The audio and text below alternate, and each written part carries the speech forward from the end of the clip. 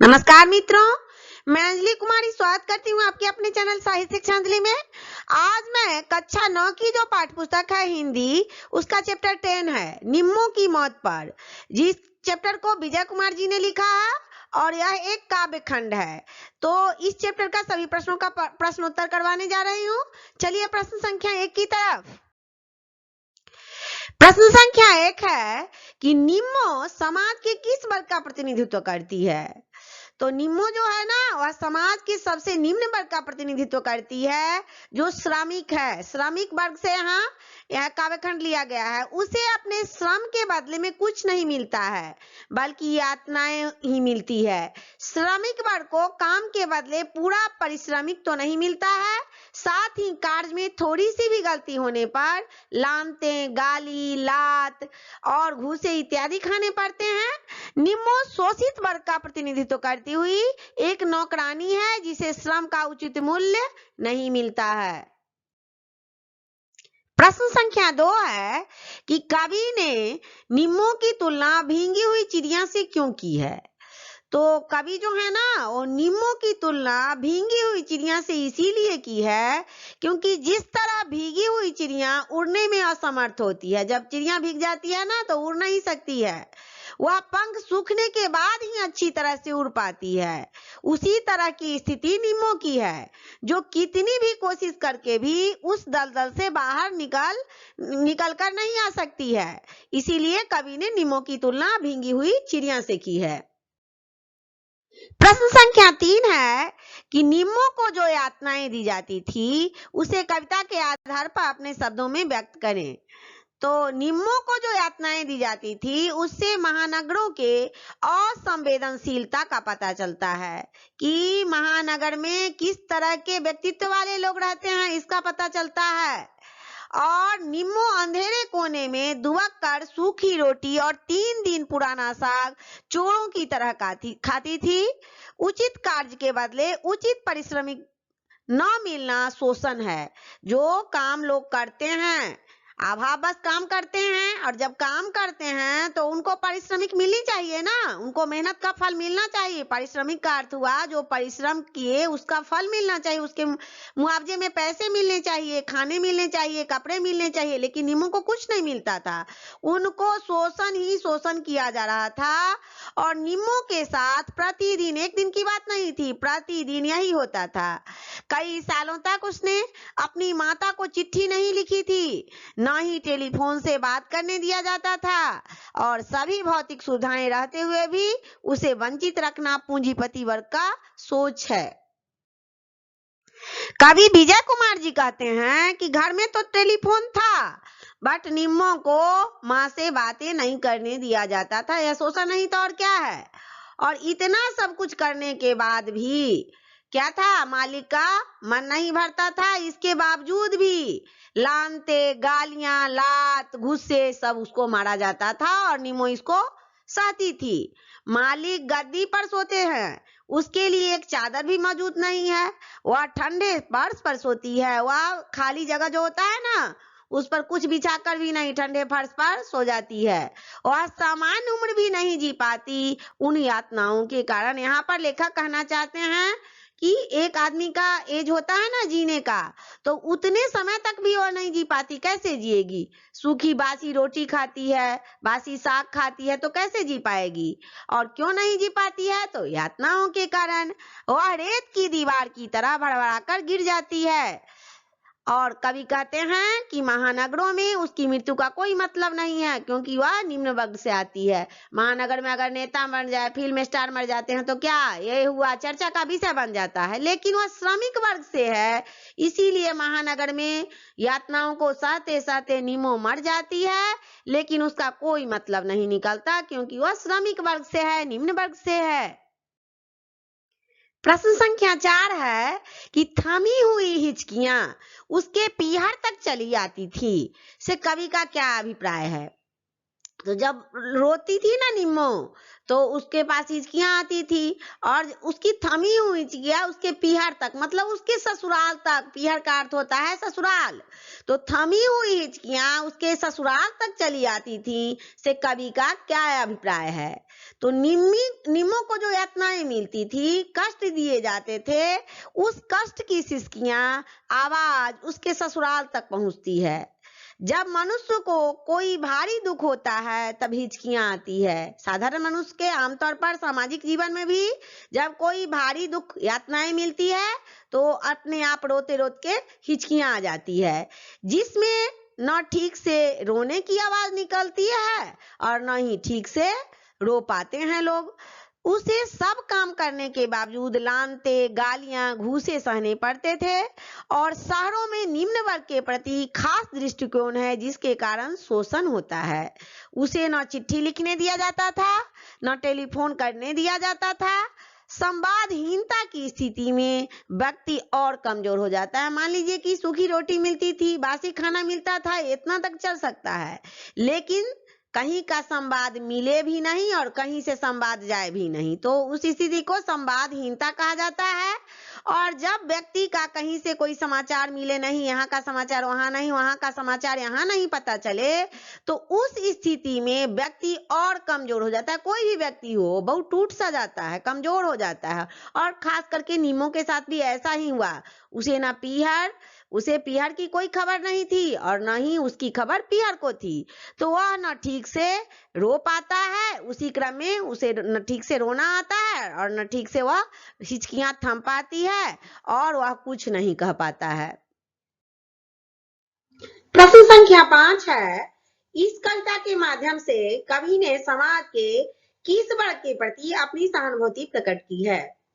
तो ये जो काव्यखंड है, इसके माध्यम से शोषित वर्ग के प्रति, समाज में शोषित वर्ग होते हैं ना, उन्हीं के प्रति मुंबई जैसे महानगरों में एक ऐसा वर्ग है जो नौकर दाई का काम करता है और पूंजीपति वर्ग को भौतिक लाभ पहुंचाता है। निम्मो जैसे नौकरानी के लिए उनके दिल में कोई जगह नहीं है, इसीलिए इनका खूब शोषण करते हैं वो, और शोषण के कारण कई बार तो मर भी जाते हैं, शोषित होते होते मर जाते हैं, और इसकी मृत्यु पर कुछ असर नहीं होता। वो मर जाते हैं लेकिन इसका कोई असर नहीं दिखता, वह कीड़े मकोड़ों की मौत की तरह भूला जाते हैं, लगता है कि कोई मर गया। कवि ने इस वर्ग के प्रति सहानुभूति प्रकट करते हुए इनकी नोटिस ली है। प्रश्न संख्या 6 है, पूरी धरती पर कंपन पसर जाने का क्या कारण है? स्पष्ट करें। स्पष्ट करने के लिए कहा जा रहा है। तो निम्मो को काम करने के बावजूद उसे लात, घूसे, गाली, बात, लानते इत्यादि सहनी पड़ती थी। वह ठंडे फर्श पर सोती थी। रात जब बीतता था तो उसका कष्ट पूरी धरती पर कंपन की तरह मानो पसर गया हो, और उसकी निरीहता, उसकी गुलामी, उसका शोषण पूरी धरती पर कंपन पसर जाने का कारण था। प्रश्न संख्या 7 है, वह चोरों की तरह खाती रही कई बरस में कवि ने चोरों की तरह का प्रयोग किस उद्देश्य से किया है? कवि का क्या उद्देश्य है इस शब्द का प्रयोग करने के पीछे? तो कवि ने चोरों की तरह का प्रयोग निम्मो की निरीहता दिखलाने के उद्देश्य से किया है। निम्मो जिस घर में काम करती थी, उस घर के खाने में उसे 3 दिन पुराना साग मिलता था, सूखी रोटी मिलती थी, जिसे वह प्रकाशित कमरे में नहीं बल्कि अंधेरे कोने में दुबक कर खाती थी। शायद वह अपने मालिक के डर से ऐसा करती होगी। चलिए प्रश्न संख्या 8 की तरफ। और शायद कुछ अनकही प्रार्थनाएं नींद में। इस पंक्ति में प्रार्थनाओं को अनकही क्यों कहा गया है? यहाँ पर कवि कहते हैं कि इन पंक्तियों में निम्मो प्रार्थना भी करती तो भी उसकी प्रार्थनाएं सुनने वाला कोई नहीं था। न पीहर तक फोन जाता था, न चिट्ठी जाती थी, तो प्रार्थनाओं को सुनने वाला कौन था? वे प्रार्थनाएं नींद में अनकही रह जाती हैं, क्योंकि उनका शोषण, उसकी पीड़ा उसके जमीर को अनुपस्थित घाव की तरह टीस देता है। जब घाव होते हैं ना तो उसमें पीप भर जाते हैं और टीस देते हैं। उसी तरह निम्मो की जो पीड़ा थी, वो जो तरह तरह की यातनाएं दी जाती थी वह उसे ठीस देता था। वह प्रार्थनाएं करने के लिए सोचती भी हैं पर वह अंदर ही रह जाती हैं, इसीलिए प्रार्थनाओं को अनकही कहा गया है। बिना समय गंवाए हुए चलते हैं प्रश्न संख्या 9 की तरफ। और 30 वर्ष उसे रहना था यहाँ, कहकर कवि हमें क्या बताना चाहते हैं? तो कवि यहाँ पे बताना चाहते हैं कि किसी भी व्यक्ति की सामान्य आयु 60 वर्ष होती है, परंतु निम्मों का इतना शोषण होता है कि उसे तरह तरह की यातनाएं दी जाती है। वह 30 वर्ष ही जी पाती है। वह महानगरीय जीवन शैली में मनुष्य के प्रति मनुष्य का शोषण, मानव को मानव न समझने की भूल का सबसे बड़ा उदाहरण है। निम्मो जो है ना, सो इसका सबसे बड़ा उदाहरण है कि मानव को लोग मानव नहीं समझते हैं, और खास करके महानगर में तो और नहीं। इसीलिए कवि हमें यह बताना चाहते हैं कि यदि सामान्य मनुष्य को की तरह निम्मों को भी सब कुछ मिलता, सही से खान पान मिलता, रहन सहन मिलता, कपड़े मिलते, तो वह भी 30 वर्ष और जीती, न कि 30 वर्ष में ही मर जाती। क्योंकि मनुष्य का सामान्य आयु 60 वर्ष होता है, तो वह 30 वर्ष जी और 30 वर्ष और जी पाती, यही कहना चाहते हैं कवि। प्रश्न संख्या 10 है, रेत की दीवार की तरह सहसा गिरने की क्या वजह हो सकती है? तो यहाँ पर कवि कहते हैं कि रेत की दीवार का कोई वजूद नहीं होता है, क्योंकि वह मजबूत नहीं होता। हवा के झोंकों से ही इसका अस्तित्व बनते हैं और बिगड़ते रहते हैं।